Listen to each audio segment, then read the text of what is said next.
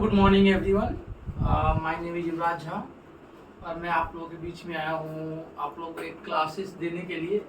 जो class basically इस चीज़ पर सिद्धांतित होगा कि बच्चों को सही रूप से हिस्ट्री और हिस्ट्री से संबंधित सभी जानकारियों को देने के लिए, ताकि उनके लिए हिस्ट्री बोरिंग नहीं इंटरेस्टिंग हो जाए। अब हिस्ट्री को इंटरेस्टिंग करने के लिए हम यहाँ बात करने जा रहे हैं बैटल ऑफ प्लासी का। ये युद्ध नहीं, ये प्रवेश द्वार है। इसको कहेंगे कि ये प्रवेश द्वार है और यहीं से आप लोगों ने अपने घरों में, आंगन में, गलियों में कहानियां सुनी होगी। अगर कोई इंसान अपने किसी जानकार का, अपने किसी परिचित के साथ ऐसा व्यवहार करता है जहां से उसके साथ गद्दारी की जाती है, तो हम कहते हैं कि तुम मीर जाफर हो क्या, ये हमने सुना होगा। जब हम बात करते हैं कि तुम विभीषण हो क्या, ये तुम जयचंद हो क्या, तो ये रामायण के विभीषण की बात नहीं है। ये महाराणा प्रताप और अकबर के बीच में जब बात हो तो वहाँ पे ये बातें नहीं है। यहाँ पृथ्वीराज चौहान और मोहम्मद गोरी के बीच में जयचंद की बात नहीं है।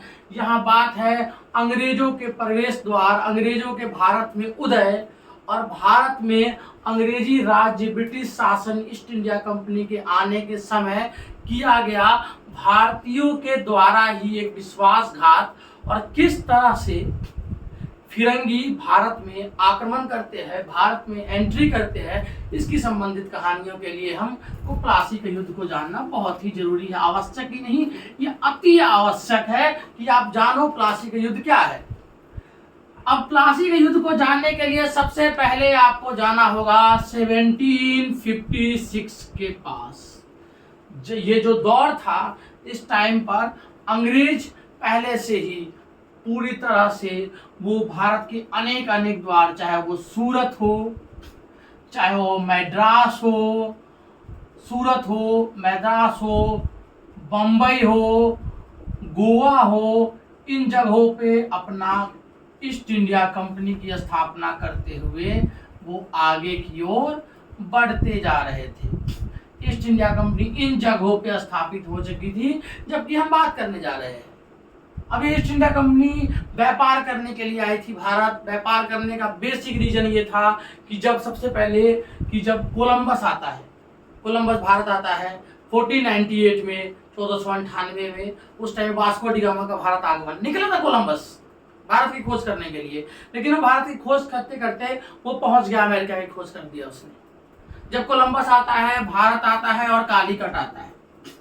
कालीकट पे आने के बाद सबसे पहले वहां पे क्या होता है कि वो देखता है यहाँ के चीजों को, यहाँ पे समझता है कि ये जो देश है ये मसालों के व्यापार के लिए बहुत ज्यादा प्रसिद्ध है और यहाँ के व्यापारी यूरोपियन व्यापारियों की तरह बेईमान व्यापारी नहीं है।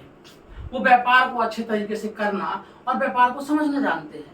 जब यहाँ से वो व्यापार करके 1498 को कोलंबस वापस यूरोप लौटता है, क्योंकि वो पुर्तगीज था, पुर्तगाल से आया था। जब पुर्तगाल वापस लौटता है, जब वो पुर्तगाल वापस लौटता है तो वहाँ पे जा करके वो अपने लोगों से कहता है कि जाओ पूरब की ओर, एक ऐसा देश है जो भारत है, जहाँ व्यापार बहुत बहुत अच्छे तरीके से होती है।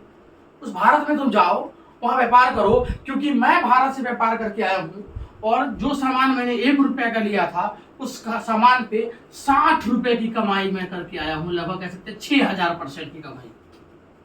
1 रुपये का 2 रुपये कमाई होता है तो 100% कमाई हो गई। इसी तरीके से 1 रुपये का सामान वो यहाँ से लेके गया था और उसने यूरोप की मार्केट में 60 रुपये में बेचा। इस चीज ने भारत के लिए व्यापार के मोनोपोली को खोला विदेशी यूरोपीय लोगों के लिए, कि भारत में मसालों के लिए एक ऐसा बाजार है जहां से 1 रुपये का सामान ला करके 60 रुपये में बेचा जा सकता है।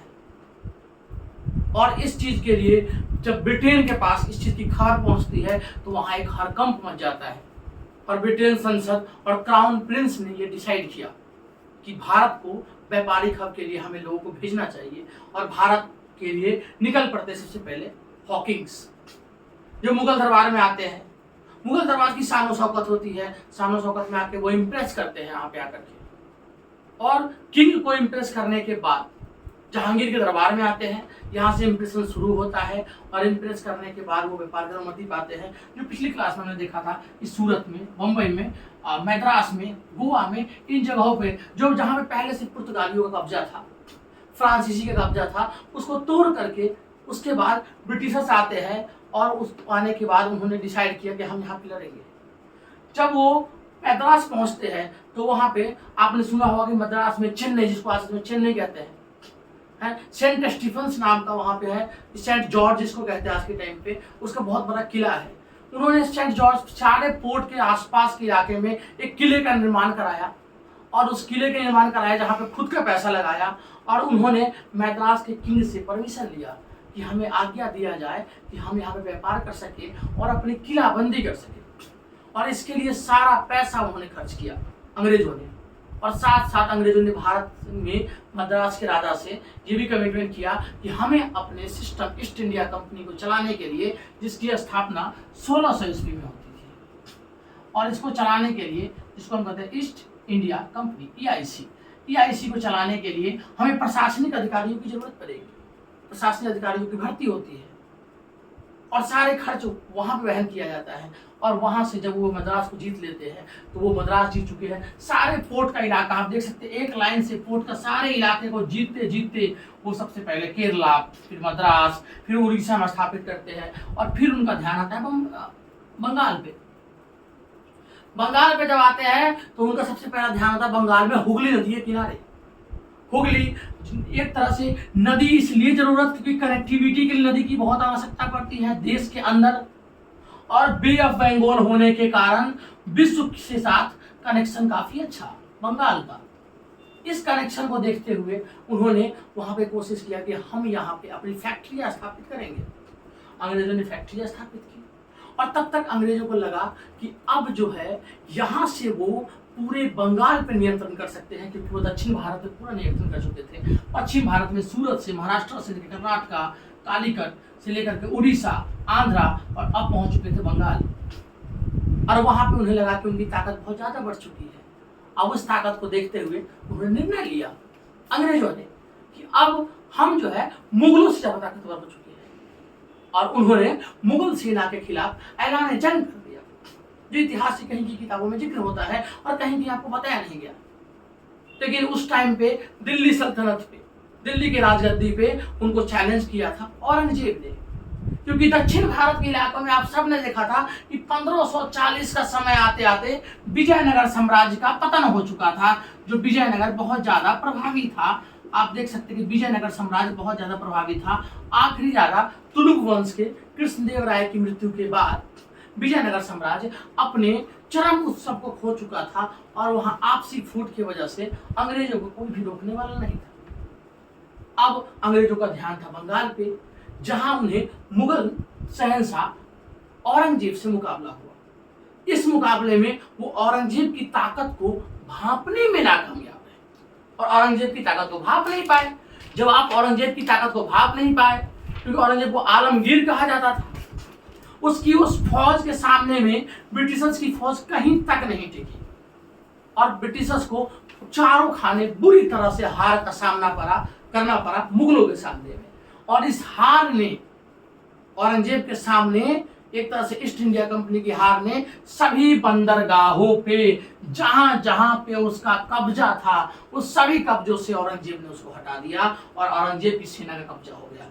लेकिन अंग्रेज ठहरे अंग्रेज, अंग्रेजों की पॉलिसी, अंग्रेज कभी भी भारतीय राजाओं की तरह मूछ, नाक और दाढ़ी पे काम नहीं करते थे। उनका देखो सिस्टम था भाई। सिस्टम कैसा कि जिससे जीतना है उसका पैर पकड़ लेना है। हार गया है, पैर पकड़ लेंगे, क्या दिक्कत है? कल को पैर खींच लेंगे उसका। उन्होंने औरंगजेब के पैर खींच दिया बाद में। उन्होंने औरंगजेब ने कहा, औरंगजेब के सामने गए, अब भारतीय राजा दयावान हमेशा से होता है, शान शौकत के लिए गर्दन कटा दे। वो आया औरंगजेब के सामने में नतमस्तक हो गया। औरंगजेब ने कहा ठीक है, 1.5 लाख रुपए का तुम पेनल्टी भरोगे, तुमने हमारे खिलाफ गुस्ताखी की, शहंशाह हिंद के। दिमाग कहाँ था? दिमाग तो घुटने में था, दिमाग था नहीं यहाँ पे औरंगजेब के पास। तो अंग्रेजों की चाल को समझ पाता, वो समझ नहीं पाया और 1.5 लाख रुपए, उस जमाने का 1.5 लाख रुपए दे करके, 1.5 लाख पाउंड, रुपए नहीं 1.5 लाख पाउंड चुकाने के बाद औरंगजेब ने उनको उनकी सारी फैक्ट्री वापस कर। अब खेला शुरू होता है जहां बंगाल के नवाब और उससे संबंधित सभी खेलों के बारे में आगे हम जानेंगे। आपको कहीं से भी एक ही चीज आप स्क्रीनशॉट लेना चाहे तो उसका आप ले सकते हैं। आगे आप जानेंगे कि जो हुगली नदी के किनारे उन्होंने अपना राज्य बनाया था, राज्य बसाया था, उसका नाम रखा उन्होंने पोर्ट ऑफ विलियम। बहुत जानने वाली चीज है, ये जगह था आपका port of William. Port of William, जिसको आज की जो जिस नदी के किनारे बसा गया था उसका नाम था हुगली। हुगली नदी के किनारे बसा हुआ ये जगह पोर्ट ऑफ विलियम, जो आज के उसके बाद कलकत्ता कहलाने लगा। कलकत्ता, जिसको अब हम बोलते हैं कोलकाता। कोलकाता की स्थापना याद रखिएगा, हमेशा आपके प्रतियोगी परीक्षा में पूछा जाता है कि पोर्ट ऑफ विलियम का नया नाम क्या है, तो कलकत्ता। बंगाल में एंट्री हो जाती है, क्योंकि बंगाल अंग्रेजों ने क्यों चुना, क्योंकि कनेक्टिविटी के लिए बंगाल के थ्रू, गंगा नदी के थ्रू आप पूरे उत्तर भारत तक अपना सामान पहुंचा सकते हैं, और समुद्र के थ्रू, वे ऑफ बंगाल के थ्रू आप विदेश से सामान को मंगवा सकते हैं। इसके लिए उन्होंने पोर्ट ऑफ विलियम को चुना। यहाँ आने के बाद सबसे पहले उन्होंने बंगाल पे अपना चुंगी वसूलना, टैक्स लेना शुरू किया। लेकिन जब बंगाल के नवाब अलवर्दी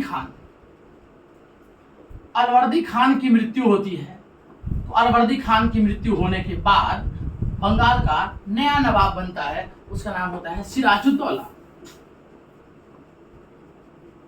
सिराजुद्दौला के सामने समस्या क्या थी कि सिराजुद्दौला को अंग्रेज सही टाइम पे टैक्स नहीं चुकाते थे। टैक्स नहीं चुकाना और बंगाल में मनमानी करना, जैसी मनमानी उन्होंने पहले ही मद्रास में की थी।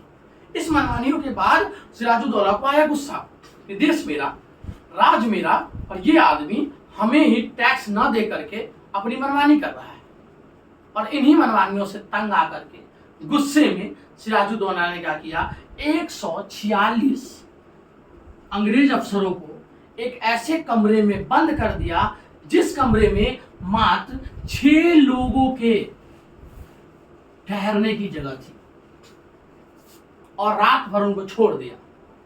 गुस्सैना का नवाब था, भारत का नवाब को तो जानते ही हो, अंग्रेज पकड़ने आया सुजाउद्दौला को, सॉरी अवध के नवाब को। बक्सर के युद्ध के बाद नवाब इसलिए पकड़ा चला गया क्योंकि उसने कहा कि मैं तो चला जाऊंगा, लेकिन मेरी जूती कौन पहनाएगा। जूती पहनाने वाला कोई नहीं है। जब सिपाहियों ने पकड़ लिया, हुजूर आला, सब सिपाही तो इंडियन ही थे, आप कैसे पकड़े गए, आप तो भाग सकते थे। कहते मैं भाग जाता, लेकिन मेरे पैरों में जूती कौन पहना था, और बात पकड़ा गया। अब ऐसे ऐसे शानों को शौकत वाले नवाब हुआ करते थे भारत में, तो ये कहता बड़े नवाबी ठा रही है तुम्हारे ऊपर में, लोग घर में कहते हैं बच्चों को, बच्चा को कहा जा बेटा तो चाय पत्ती लिया, चीनी लिया, मम्मी हम नहीं जाएंगे। तो बड़का नवाब के नाती हो गए हो, यही वो रहा है नवाब का नाती। अब सिराजुद्दौला ने इनको बंद कर दिया। 123 से ज्यादा लोग इसमें मारे गए। कोई 123, कोई 129 इतिहासी फिगर है, कोई प्रत्यक्ष तो है नहीं। अन्ना लिटमस पेपर है कि टेस्ट करेंगे तो पूरा सही मिल जाएगा। अन्ना का भी वहां को देखने गया था। ये अपने भी इतिहासकारों के अपनी सोच है, इसके हिसाब से वो कहते हैं कि इतने लोगों की मौत हो गई। आज जिसको कहा गया कि operation black hole, black hole, जो इस बात से अंग्रेज के अफसर बहुत नाराज हुए और ब्रिटिश संसद तक इस बात की गूंज दौड़ पड़ी कि यहाँ पर ये जो है बहुत ज्यादा तौर पर हमें प्रताड़ित किया सिराजुद्दौला ने। अब इस सिराजुद्दौला से बदला लेने का समय आ गया है और हमें इससे बदला लेनी चाहिए। और तब जाकर के सबसे पहले जो लोग सिराजुद्दौला के राज दरबार में उसके खिलाफ थे, उस सब को इकट्ठा किया गया, अंग्रेजों ने किया, और देखा कि आखिर इसमें से कौन सा ऐसा आदमी है जो विभीषण का रोल अदा करेगा। और विभीषण के रूप में चुना गया सिराजुद्दौला के रिश्तेदार मीर जाफर को। याद रखिएगा, मीर जाफर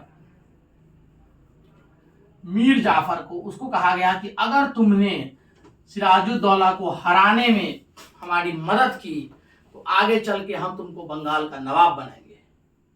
और आगे चल करके हम देखते हैं कि सिराजुद्दौला की सेना और अंग्रेजों की तरफ से रॉबर्ट क्लाइव आया। रॉबर्ट क्लाइव और सिराजुद्दौला, इन दोनों के बीच में पलासी के मैदान में एक भीषण संघर्ष हुआ, जिसका समय था 1757 का 23 जून। और इस युद्ध में सिराजुद्दौला की 50,000 की सेना, साथ में उसको सहयोग करने के लिए फ्रेंच आर्मी, फ्रांस की सेना, क्योंकि फ्रेंच वालों से ही उसने गोवा, दमन और दीव और बंबई प्रेसिडेंसी छीना था अंग्रेजों ने। तो सिराजुद्दौला की सेना के साथ युद्ध हुआ 3,000 अंग्रेज आर्मी का। और इस युद्ध में दुर्भाग्यवश लगभग 1/3 सेना को लेकर के मीर जाफर भाग गया, युद्ध में शामिल नहीं होता है। और युद्ध का परिणाम ऐसा होता है कि 50,000 की सेना देख रही होती है प्लासी के मैदान में, जहां सिराजुद्दौला हार जाता है। और मीर जाफर का बेटा मीरन जो युद्ध के बाद उसने सिराजुद्दौला का सर कलम कर दिया। और यही युद्ध भारत में अंग्रेजों का प्रवेश द्वार आधिकारिक रूप से घोषित होता है। और इसी से हम जानते हैं कि प्लासी के युद्ध को इसीलिए प्रवेश द्वार ऑफ ईस्ट इंडिया कंपनी कहते हैं, बंगाल के साथ भारत के बाकी हिस्सों में। अगले क्लास में हम बक्सर के युद्ध पढ़ेंगे, जहां हम जानेंगे किस तरह से अंग्रेजों ने अवध, दिल्ली और बिहार के सूबेदारी अपने हिस्से ले ली और ईस्ट इंडिया कंपनी अपने प्रभुत्व के चरम पर पहुंचा। धन्यवाद। जय हिंद, जय भारत।